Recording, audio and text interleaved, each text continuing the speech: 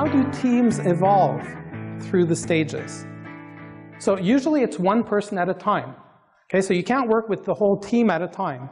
You want to try to find an individual that has potential, that you're able to move to the next stage. And as you're moving people from 2 to 3, the center of gravity of the tribe is going to move closer to 3. And as you're moving people from 3 to 4, it's going to keep inching up. Okay, so the idea is to move one person at a time and one stage at a time. Don't try to go from 2 to 4. It doesn't work. Really, it doesn't. The other thing is, don't tell teams you're using this. Yeah, but yes. Isn't that free if you're not telling people? It's because it sounds kind of odd. I tried it. I tried it once. I was at a client, and I brought a slide that I had with the 5 stages, and I had stage 2 people on the team looking at me, going, "But you know, Steph, really, I'm not that psychotic. I don't go from 2 to 3 to 4 to." Well, no, it's because you stay at 2, but you can't go there either. But really, when you think about it, it's not a tool to put labels on people. Okay, a few years ago, I gave this talk in Toronto, and I had some people that came to see me over the lunch hour, and they said, "Steph, great talk, amazing talk, super fun, we enjoyed it." And you know what we did over lunch? We labeled everyone on the team. We know the 2s, we know the 3s, we know the 4s.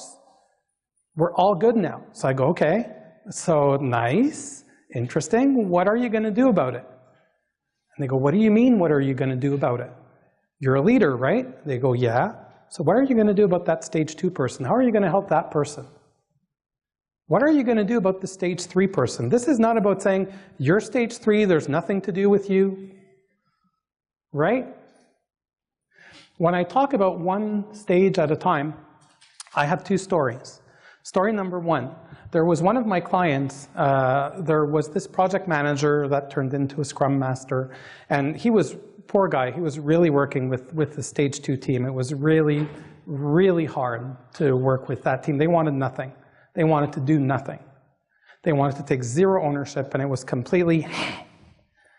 And the guy had a chance at one point to go do a special initiative with another group in the business that was really business related. It wasn't even IT related. So I told him, go, have fun, experiment. Try whatever, and don't hold back and see what happens. So what I did with him is I taught him, what can you be great at? What can you, because when you're at stage 2, my life sucks because really I have no cognizant knowledge that I'm great, right? So you have to try to build that into people. You have to show people how to do stuff, how to get better at stuff, give them confidence, help them be able to get that done. And once they have that energy, eventually the language changes, the language shifts all by itself.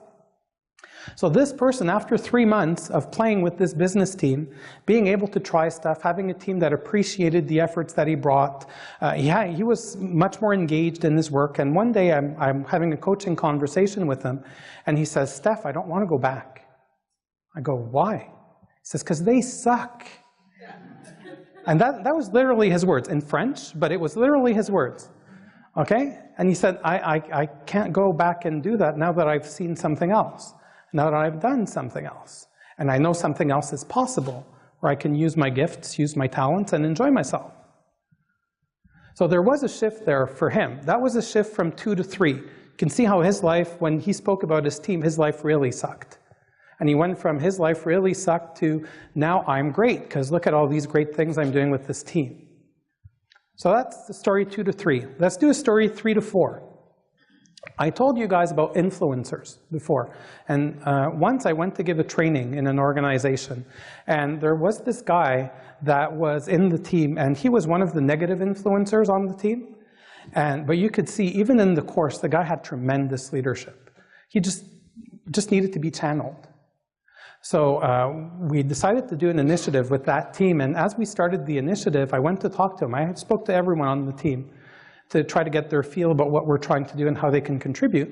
And what this person told me when we started talking was, well, you know, Steph, really, I'm leaving in 3 months. I'm moving with the group that's in Europe. I'm still staying within the company, but, you know, so I'm here, but really, I'm not sure how much I really want to play, but I don't want to cause trouble. So I said, look, let's try something. He says, what? I said, where you're going, you're a project manager, right? He says, yeah. So I go, okay, the group where you're going, are they doing Agile? He goes, yeah, they're probably going to do some Agile. So I said, well, look, don't you have an opportunity here? He says, what do you mean? I go, well, you get free coaching. Company's paying for it. You want to try to play the Scrum Master role on the team, and I'll help you out. And it was funny, because when he started, you can see his way of being was really around stage 3. The way he was talking with the team was really stage 3, and I provoked him a couple of times. I enjoy doing that. I was provoking him a couple of times, and I just challenged him all the way up to just acknowledge your 4. Own it. Stop holding back. Okay? Because when you look, you know, by working with the living, we have a lot of dormant leaders in organizations.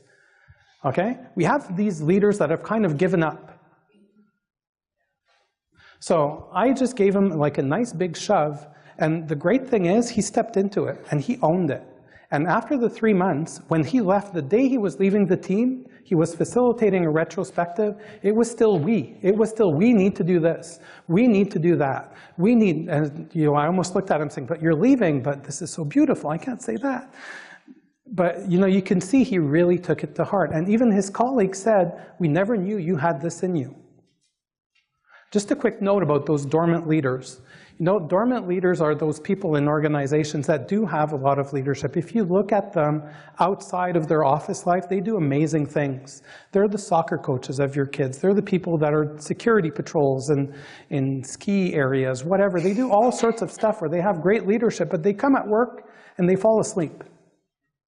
And I had this guy once that I was working with, and he says, you know, Steph, I'm a developer, and what really sucks about being a developer here is we do whatever the business analysts say. Okay, cool. So I go, the business analysts are the hand of God that give you the work, and then you do the work of God? And he says, yeah. But he says, you know the great thing? I said, what's that? He says, I'm going to be God in 2 weeks. So I go, oh, why? So he's replacing someone on maternity leave. But the interesting thing was I told him, so what are you going to do different? He says, what do you mean, what am I going to do different? He says, you're going to be God, right? He says, yes. You're going to be God for who? For her, for him. Okay, how are you going to work with them now to use your leadership skills, enjoy yourself, and create something different for them than what you experienced and you did not like? That's the responsibility that comes with leadership, and that's part of working with the living first. You have to find that thread to get people on board.